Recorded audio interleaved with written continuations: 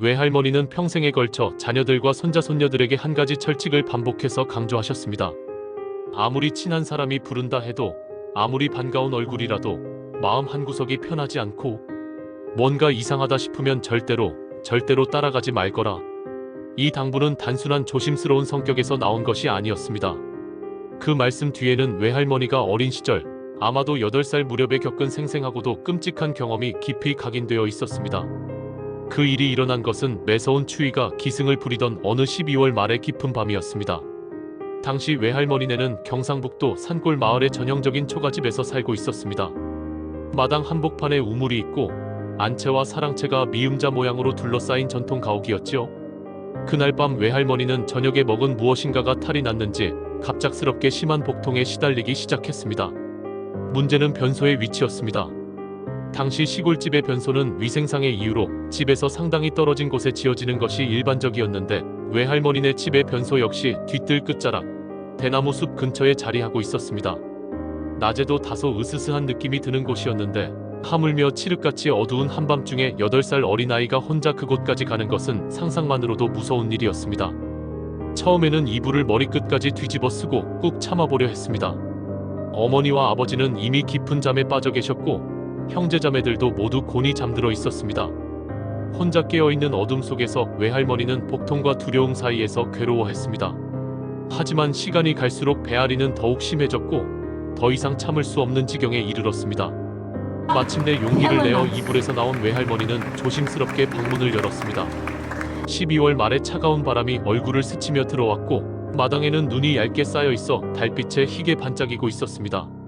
숨을 고르며 신발을 신고 마당으로 나선 외할머니는 우물가를 지나 앞마당을 가로질러 뒤뜰로 향했습니다. 그때였습니다. 변소가 있는 방향의 대나무 울타리 너머에서 누군가의 그림자가 희미하게 보였습니다. 처음에는 바람에 흔들리는 나뭇가지인 줄 알았는데 자세히 보니 사람의 형태였습니다. 그리고 그 사람이 손을 흔들고 있었습니다. 외할머니가 눈을 크게 뜨고 바라보니 그곳에는 환하게 웃고 있는 사촌 형 영수의 모습이 있었습니다. 영수 형은 외할머니보다 5살 위였고 옆 마을에 살아서 자주 만나지는 못했지만 만날 때마다 각별히 예뻐해주던 사촌이었습니다. 명절이나 특별한 날이면 함께 팽이치기를 하거나 연날리기를 하며 놀아주던 다정한 형이었지요. 그런 영수 형이 이 깊은 밤에 왜 여기 있는지는 의아했지만 오랜만에 보는 반가운 얼굴에 외할머니의 마음은 순간 밝아졌습니다. 영수 형! 하고 부르며 달려가려던 순간 이상한 일이 벌어졌습니다. 분명히 뛰어가려고 발을 내디뎠는데 발이 땅에서 떨어지지 않는 것이었습니다. 마치 땅에 뿌리를 내린 나무처럼 꼼짝할 수 없었습니다. 목소리를 내려고 해도 목구멍이 막힌 것처럼 소리가 나오지 않았습니다. 입을 벌려도 공기만 새어나갈 뿐이었습니다. 그 순간 외할머니는 섬뜩한 깨달음을 얻었습니다. 영수 형의 모습은 분명히 영수 형이 맞는데 뭔가가 완전히 다른 것이었습니다. 얼굴은 평소처럼 웃고 있었지만 그 웃음이 어딘지 모르게 어색했습니다. 눈빛도 살아있는 사람의 것과는 달랐습니다. 마치 먼 곳을 바라보는 듯한 공허한 시선이었습니다. 더욱 무서운 것은 영수 형의 옷차림이었습니다.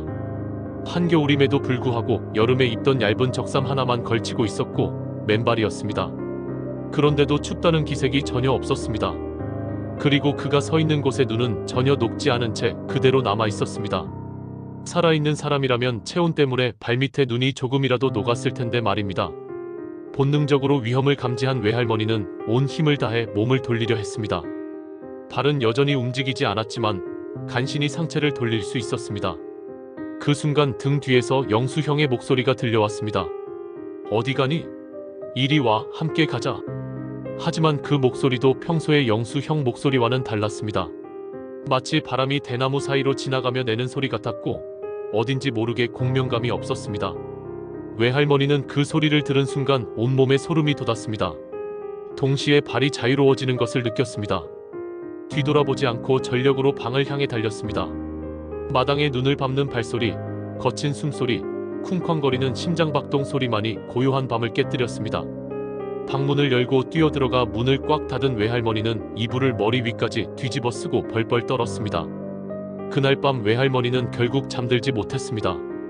복통도 언제 사라졌는지 모르게 없어져 버렸지만 그것보다는 방금 전의 일이 너무나 생생하고 무서웠습니다.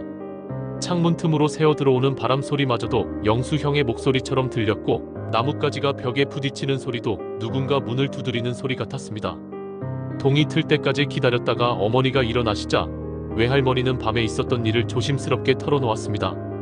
처음에는 어린아이의 꿈이려니 하시던 어머니의 표정이 점점 굳어졌습니다. 외할머니가 본 영수 형의 모습을 자세히 묘사하자 어머니는 얼굴이 하얗게 질렸습니다. 아이고, 우리 딸아. 어머니는 외할머니를 꼭 안으며 떨리는 목소리로 말씀하셨습니다. 영수가 2달 전에 죽었단다. 산에서 도토리를 따다가 멧돼지를 만나서. 그만. 어머니도 차마 말을 잇지 못했습니다. 영수 형의 죽음은 마을 전체에 충격을 준 사건이었습니다.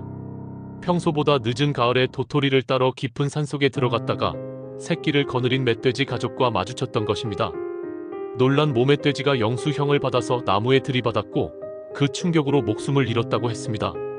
시신을 찾는데도 사흘이나 걸렸고 발견됐을 때는 이미 짐승들이 훼손한 후였다고 했습니다. 마을의 나이든 어른들은 고개를 흔들며 말했습니다. 산짐승에게 목숨을 잃은 사람의 혼은 쉽게 떠나지 못한다. 자신과 같은 운명을 가진 사람을 찾아 데려가야 비로소 한이 풀린다는 옛말이 있지 않느냐? 실제로 그 지역에는 산에서 사고를 당해 죽은 사람의 영혼이 산신령이 되어 다른 사람을 유혹한다는 전설이 내려오고 있었습니다. 외할머니가 본 영수 형은 분명히 산 사람이 아니었습니다. 한겨울에 얇은 옷을 입고도 춥지 않아 하는 것, 발밑에 눈이 녹지 않는 것, 무엇보다 그 공허한 눈빛과 바람 같은 목소리, 모든 것이 이승의 존재가 아니었습니다. 만약 그때 외할머니가 본능적인 두려움을 무시하고 영수 형을 따라갔다면 어떻게 되었을까요?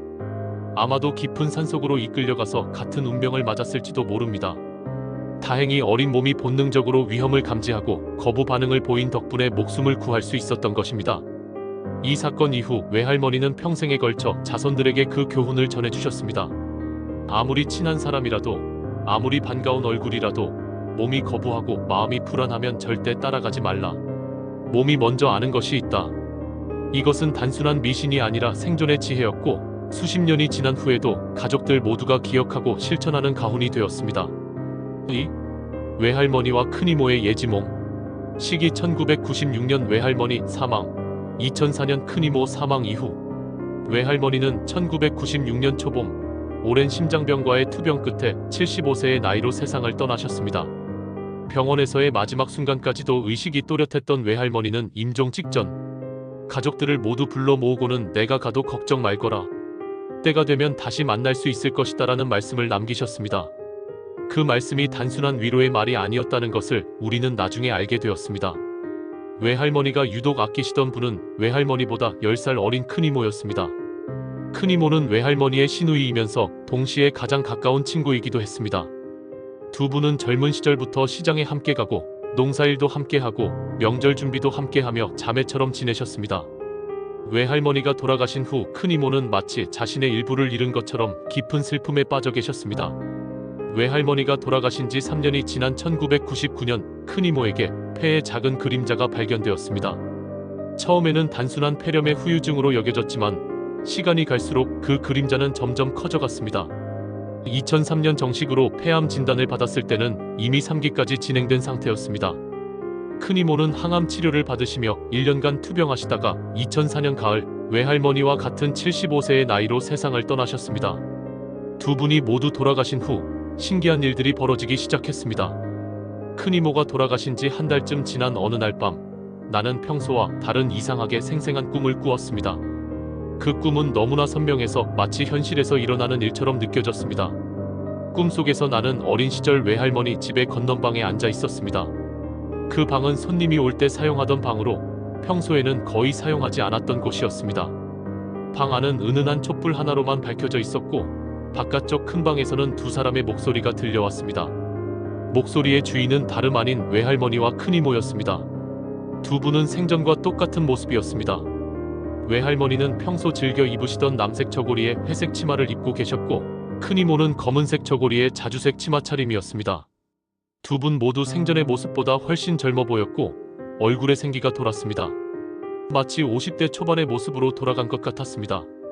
외할머니와 큰이모는 평소처럼 정답게 이야기를 나누고 계셨는데 그 대화 내용이 심상치 않았습니다. 송학동 할매가 돌아가셨다네? 외할머니가 먼저 입을 열었습니다. 어머, 정말? 어떻게 된 일인고? 큰 이모가 놀란 목소리로 물었습니다. 이른 아침에 아궁이에 불 지피다가 갑자기 쓰러졌다더라. 가슴을 쥐고 그냥 아무도 못 도와주고 그대로 갔다는데. 아이고, 그러면 혼자 고생하며 가셨겠구나. 그런데 말이야, 외할머니의 목소리가 조금 낮아졌습니다. 그 할매가 죽기 며칠 전부터 이상한 말을 하고 다녔다더라. 무슨 말? 돌아가신 영감이 자꾸 꿈에 나타나서 함께 가자, 혼자 있기 외롭다고 말한다더라. 그래서 무서워서 잠을 못 잤다고 하더니만. 큰 이모가 심각한 표정으로 고개를 끄덕였습니다. 그럼 저승사자가 데려간 거로군. 죽은 사람이 자꾸 나타나서 부르면 조심해야 하는 법이지. 이승과 저승의 경계가 흐려질 때가 있거든. 맞아. 특히 부부 사이에는 그런 일이 더 잘 일어난다더라. 먼저 간 사람이 혼자 있기 외로워서 배우자를 부른다고 하지 않나? 두 분의 대화는 거기서 점점 작아져서 들리지 않게 되었고, 나는 그 꿈에서 깨어났습니다. 깨어난 후에도 그 꿈은 너무나 생생해서 마치 실제로 두 분의 대화를 엿들은 것 같은 느낌이었습니다. 특히 송학동이라는 지명이 계속 머릿속에 맴돌았습니다. 꿈을 꾼 후 며칠간 나는 묘한 불안감에 시달렸습니다. 가슴이 답답하고 무언가 좋지 않은 일이 일어날 것 같은 예감이 계속 들었습니다. 밤에도 잠이 잘 오지 않았고 낮에도 집중이 되지 않았습니다. 그런 상태가 일주일 정도 지속되었습니다. 그로부터 정확히 열흘 후인 어느 목요일 오후, 어머니로부터 급한 전화가 걸려왔습니다. 어머니의 목소리는 떨리고 있었습니다. 큰아들아, 너무 놀라지 마라. 종숙모가 돌아가셨다. 종숙모는 어머니의 먼 친척으로 평소에 자주 연락을 주고받지는 않았지만 명절이나 특별한 일이 있을 때면 서로 안부를 묻는 사이였습니다. 70대 초반의 건강한 분이셨는데 갑작스러운 부고 소식에 나는 깜짝 놀랐습니다. 어떻게 된 일이세요? 이른 아침에 부엌에서 아궁이에 불을 지피시다가 갑자기 쓰러지셨대. 가슴을 움켜쥐고 심근경색이었다고 하더라. 아무도 모르는 사이에 혼자서. 어머니의 말을 들으면서 나는 온몸에 소름이 돋는 것을 느꼈습니다. 꿈에서 들었던 외할머니와 큰이모의 대화와 정확히 일치하는 상황이었기 때문입니다. 아궁이에서 불을 지피다가 가슴을 쥐고 혼자서 쓰러져 돌아가신 것까지 모든 것이 일치했습니다. 어머니, 장례는 어디서 치르나요? 송학동에 있는 장례식장에서 한다더라. 거기가 종숙모 댁에서 가까운 곳이라고. 그 순간 나는 전화기를 떨어뜨릴 뻔했습니다. 송학동.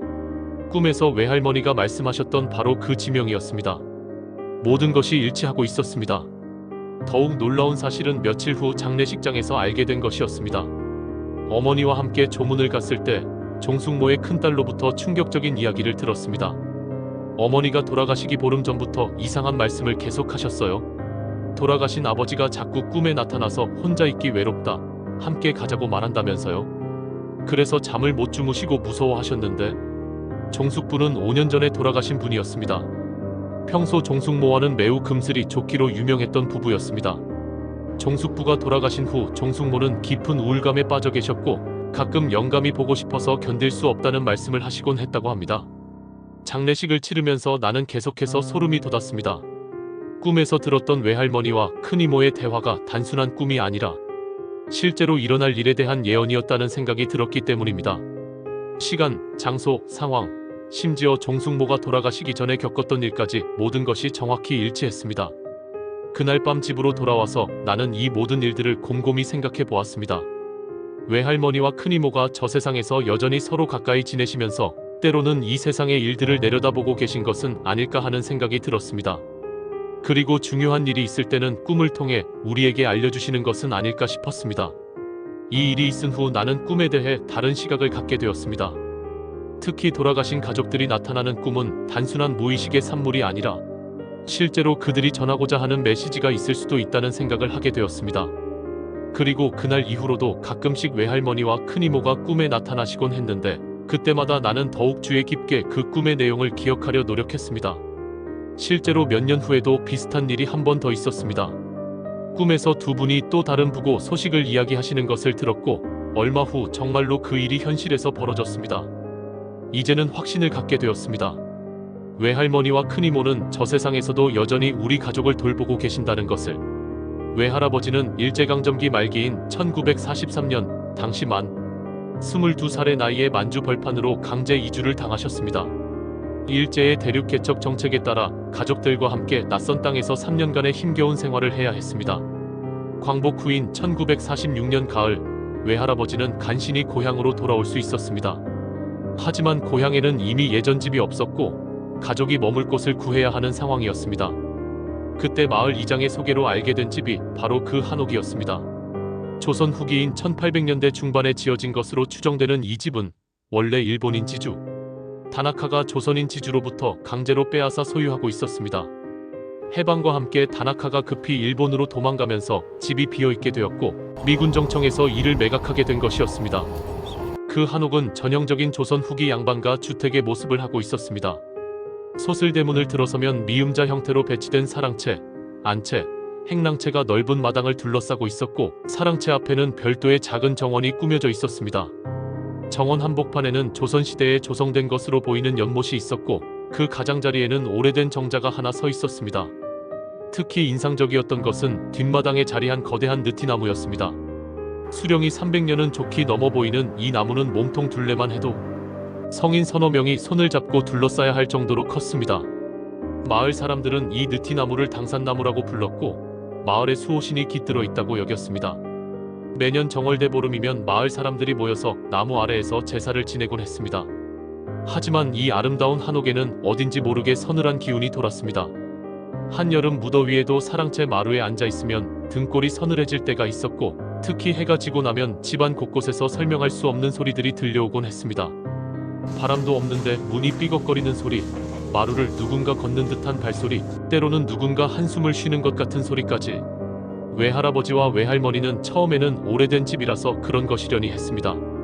하지만 입주한 지 한 달쯤 지난 어느 날 밤부터 외할머니는 계속해서 같은 꿈을 반복해서 꾸기 시작했습니다.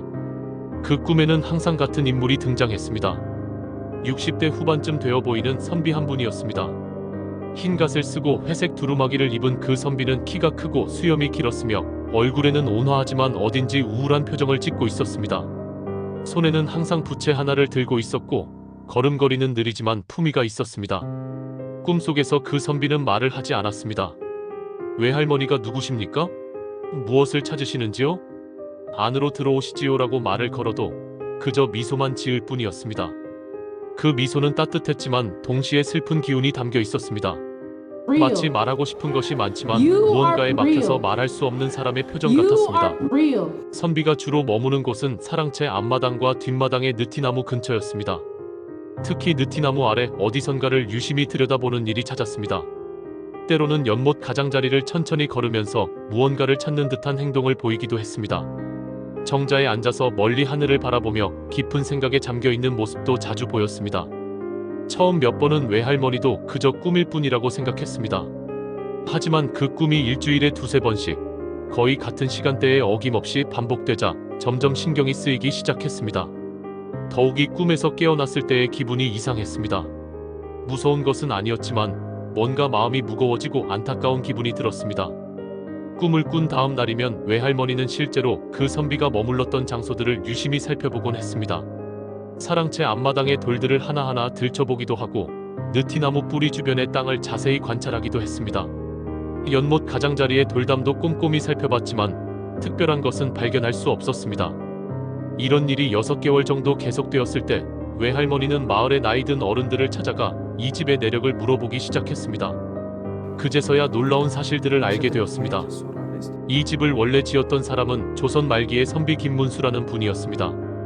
그는 과거에 급제하여 한때 벼슬을 지냈지만 일제강점기가 시작되면서 모든 관직을 버리고 고향으로 내려와 은거 생활을 했다고 합니다.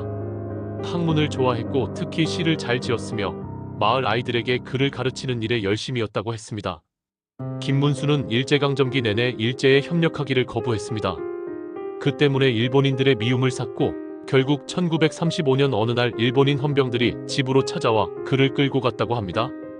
그 후 그의 행적은 묘연해졌고 가족들도 소식을 알 수 없었습니다. 해방 후에도 그는 돌아오지 않았고 결국 일본인들에 의해 어딘가에서 죽음을 당한 것으로 추정되었습니다. 김문수가 끌려간 후 일본인 다나카가 이 집을 강제로 차지했던 것입니다.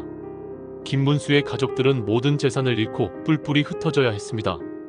특히 김문수는 평생에 걸쳐 모은 귀중한 서적들과 그가 직접 쓴 시문집, 그리고 조상 대대로 내려온 보물들을 어딘가에 숨겨두었다고 전해졌지만 그 장소를 아는 사람은 아무도 없었습니다. 이 이야기를 들은 외할머니는 꿈속의 선비가 바로 김문수일 것이라고 확신했습니다. 꿈에서 본 그 선비의 모습이 마을 어른들이 기억하는 김문수의 생전 모습과 정확히 일치했기 때문입니다. 키가 크고 수염이 길며 항상 부채를 들고 다녔다는 특징까지 똑같았습니다. 외할머니는 김문수가 자신이 숨겨둔 보물의 위치를 알려주려 한다고 생각했습니다. 하지만 무언가에 막혀서 직접적으로 말할 수 없어 꿈을 통해서라도 그 장소를 가리키려 하는 것 같았습니다. 그래서 외할머니는 더욱 주의 깊게 꿈속에서 선비가 머무는 장소들을 관찰하기 시작했습니다. 특히 느티나무 아래에서 보내는 시간이 가장 길었습니다.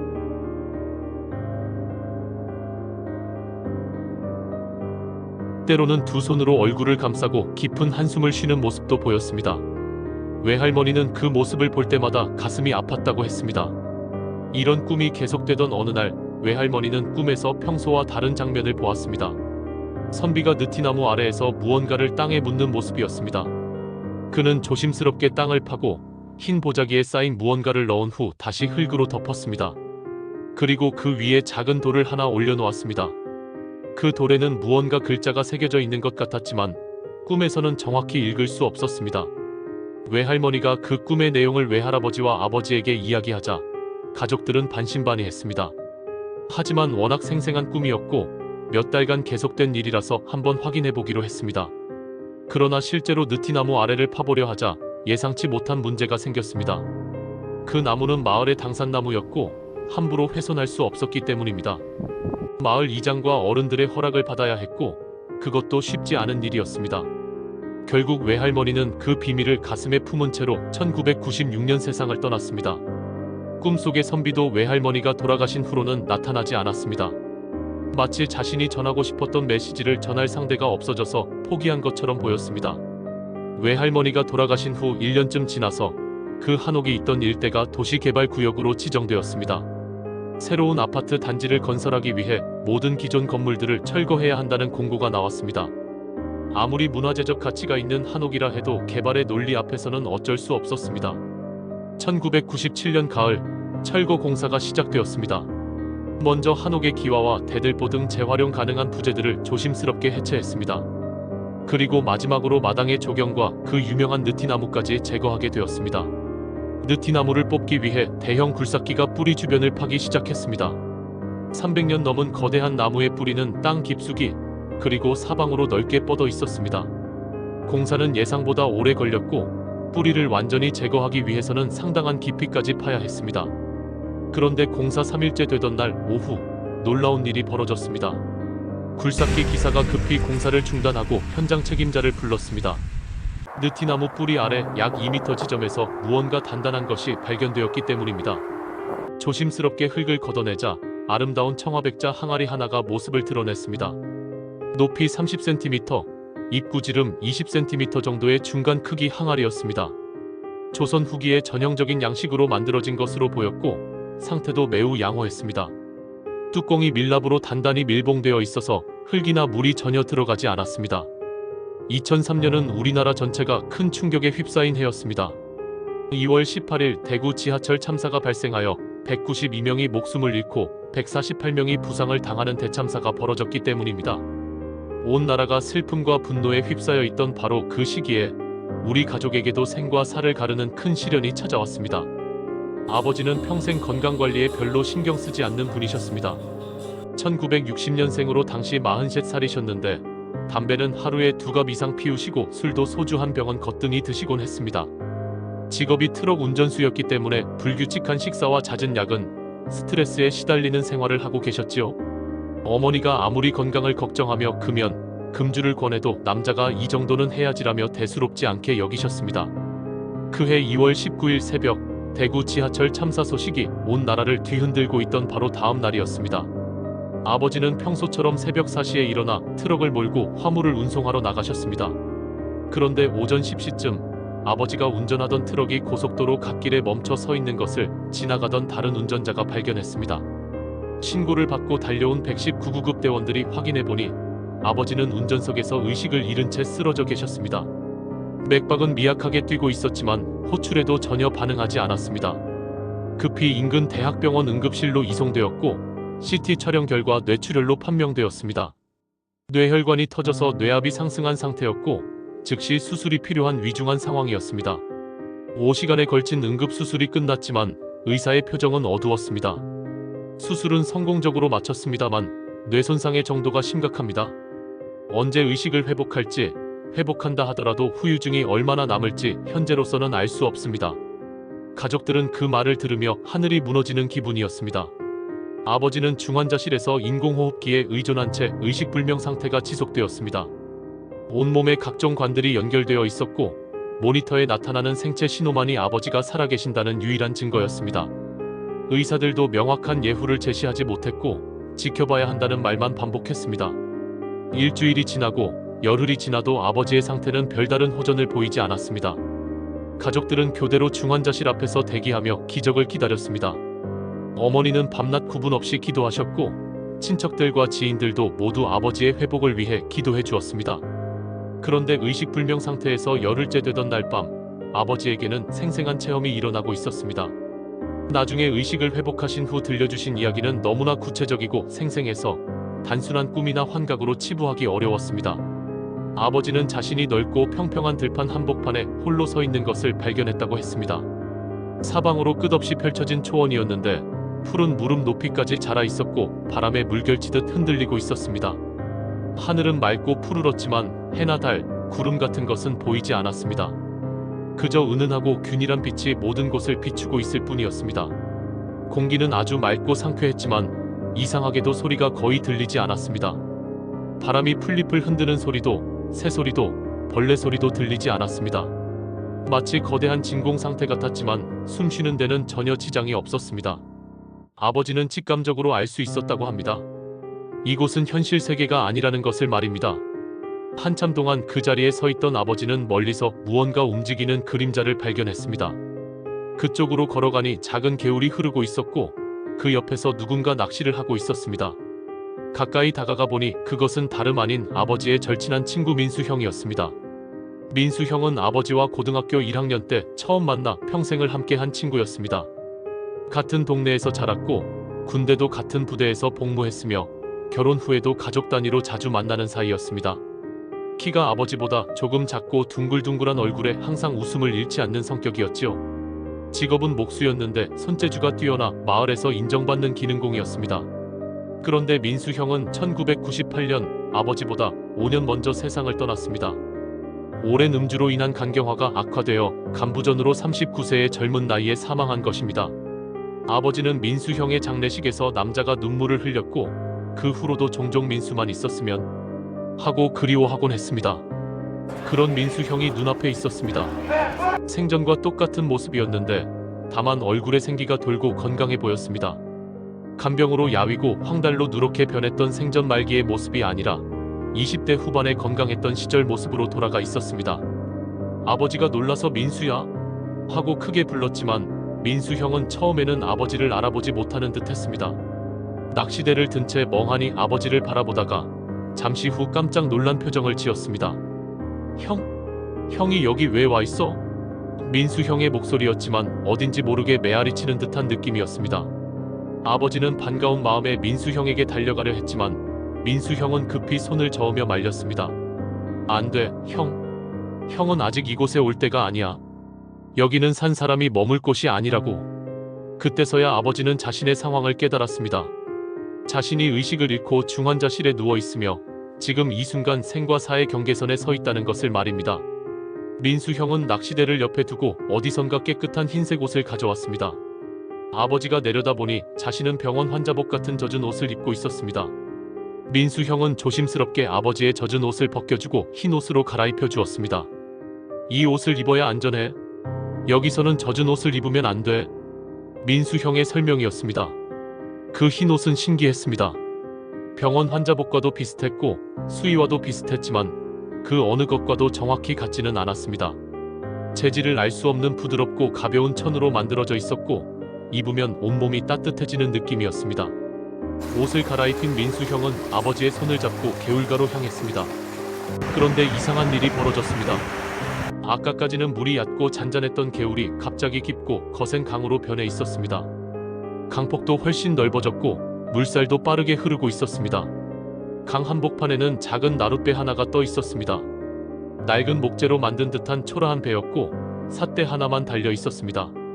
배는 파도에 흔들려 위태로워 보였지만 가라앉지는 않았습니다. 형, 저 배를 타고 건너가야 해.